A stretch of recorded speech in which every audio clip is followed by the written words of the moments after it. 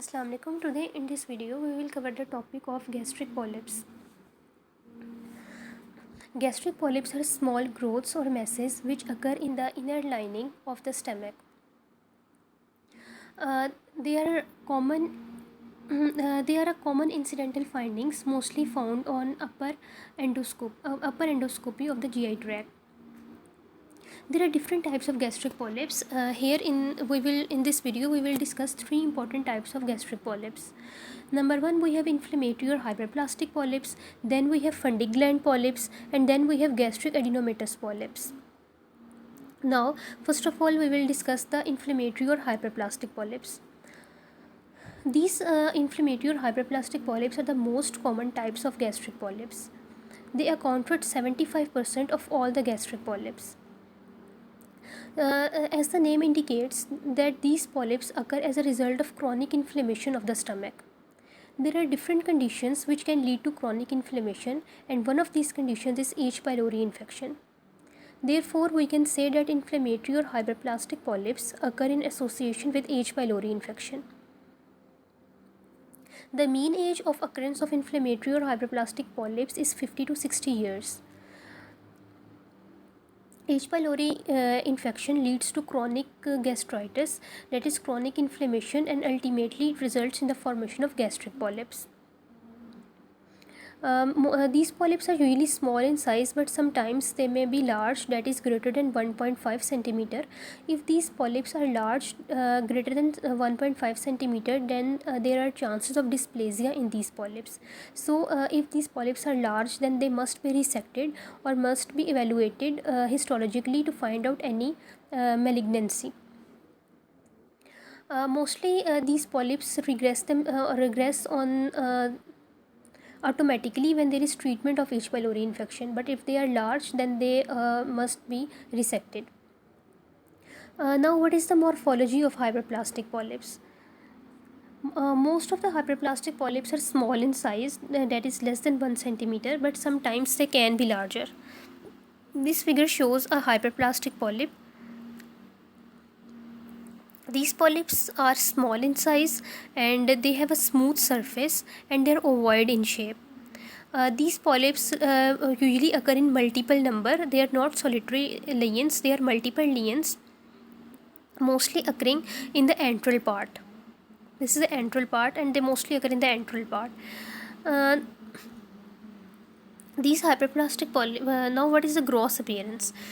This is the gross appearance of the hyperplastic polyps. These are multiple lesions which are present in the inner lining of the stomach, and as we can see, these are smooth. They have a smooth contour, and they are sometimes on their surface erosions may be present, but normally mostly they are smooth and they are ovoid in shape. Now, what is the histological appearance of hyperplastic polyps? Hyperplastic polyps on histology are seen as dilated glands. We can see clearly in this diagram, these are the dilated glands. There are dilations of the glands. These all are dilated glands. Along with dilated glands, there is some inflammation which can be seen due to by the presence of inflammatory exudate. There is inflammatory exudate which can be seen, and there are hemorrhages. These are the three important key points of the histology of hyperplastic polyps. There is dilation of the glands, hyperplasia of the epithelium of the glands, there are hemorrhages, and then there is inflammation. Again, we can see dilated glands, hemorrhages, inflammation, inflammatory infiltrates, and hyperplasia of the epithelium. Here we can see this is the inflammatory infiltrate, including the neutrophils, macrophages. These are the dilated glands, and these red colored are the hemorrhages.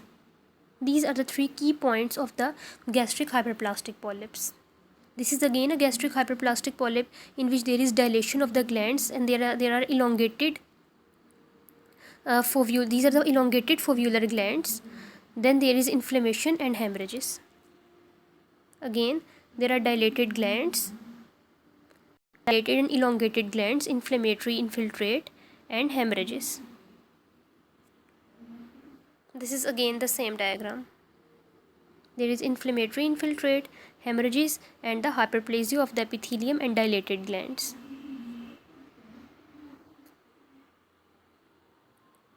Sometimes in these hyperplastic polyps, ulcerations can also appear, and they can also lead to malignancy. These hyperplastic polyps can lead to malignancy if they are large in size.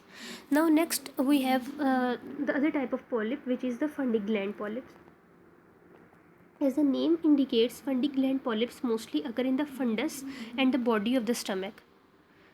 There are three types of fundy gland polyps. Number one, those that occur sporadically, that is without any reason. Then we have fundy gland polyps which are associated with a syndrome called familial adenomatous polyposis syndrome. Then we have fundy gland polyps which occur by the prolonged use of proton pump inhibitors. Actually, when we use proton pump inhibitors, then they inhibit the release of HCl, and when there is decreased HCl, then there is increased production of gastrin, and this increased gastrin causes the hyperplasia of the parietal cells, which results in fundy gland polyps.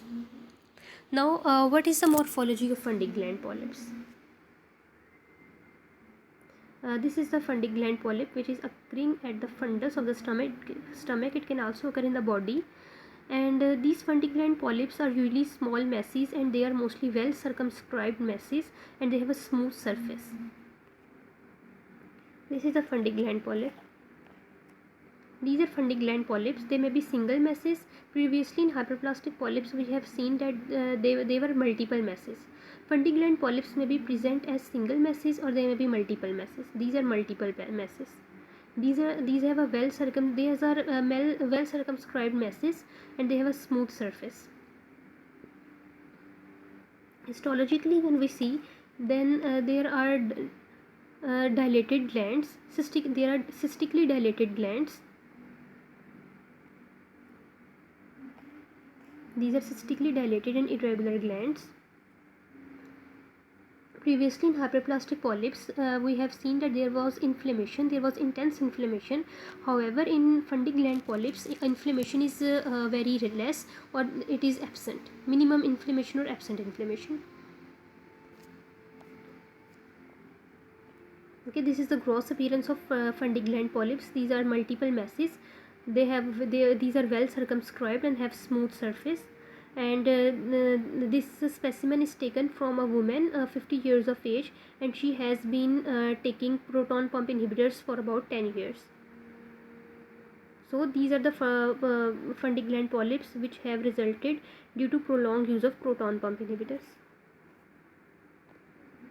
Now this is the histological appearance. We can clearly see cystically dilated glands. These cystically dilated glands are lined by parietal cells and chief cells, as they are occurring in the fundus part of the stomach. Again, this is the same diagram, cystically dilated glands. Now, in fundy gland polyps, dysplasia can occur. Mostly dysplasia occurs in the fundy gland polyps which occur in association with familial adenomatous polyposis, which can result in cancer. Now we have next type of gastric polyps, which is gastric adenomatous polyps or gastric adenoma. Gastric adenomatous polyps represent about 10% of all the gastric polyps, and they occur mostly in at age 50 to 60 years, that is in old age. Males are more frequently affected as compared to females, and they are 3 times more common in males as compared to females. Like that of fundy gland polyps, these gastric adenomatous polyps can also occur in association with familial adenomatous polyposis syndrome. Gastric adenomatous polyps occur when there is chronic inflammation of the stomach along with some dysplasia, and along with some intestinal metaplasia and atrophy, and it can lead to gastric adenomatous polyps. These polyps are really less than 2 cm in diameter, and sometimes if they are not treated, then they can lead to gastric adenocarcinoma in 30% of the cases.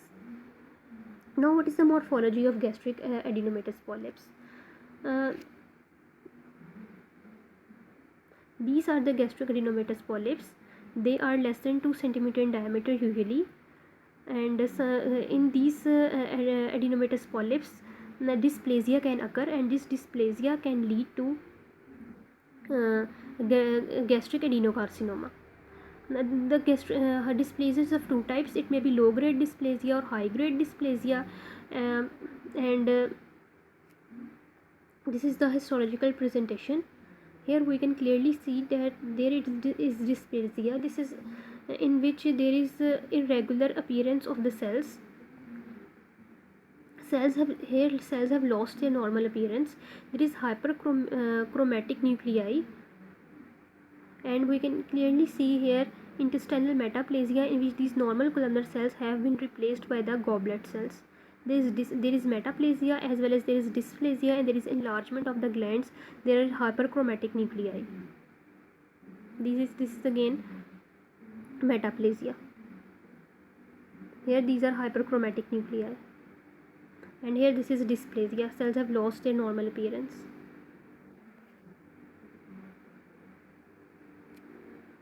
This is again gastric adenomatous polyps. We can see intestinal metaplasia, and there is also dysplasia. Cells have lost their normal appearance. Now this is a revision of all the three types of gastric polyps. Number one, we have inflammatory or hyperplastic polyps, in which there is cystically dilated or elongated foveolar glands. These are cork-shaped glands. There is hyperplasia of the epithelium, inflammatory infiltrate, as well as hemorrhages. Here we can. This is again the diagram of hyperplastic polyps. This is hemorrhage, and here we can see ulceration. There is ulceration. This is ulceration. Next we have fundic gland polyps. We can see cystically dilated gland, which is lined by parietal and chief cells. This is gastric adenomatous polyp, in which there is dysplasia of the glands, dysplasia of the cells, and cells have lost their normal appearance. There is epithelial dysplasia. Thank you.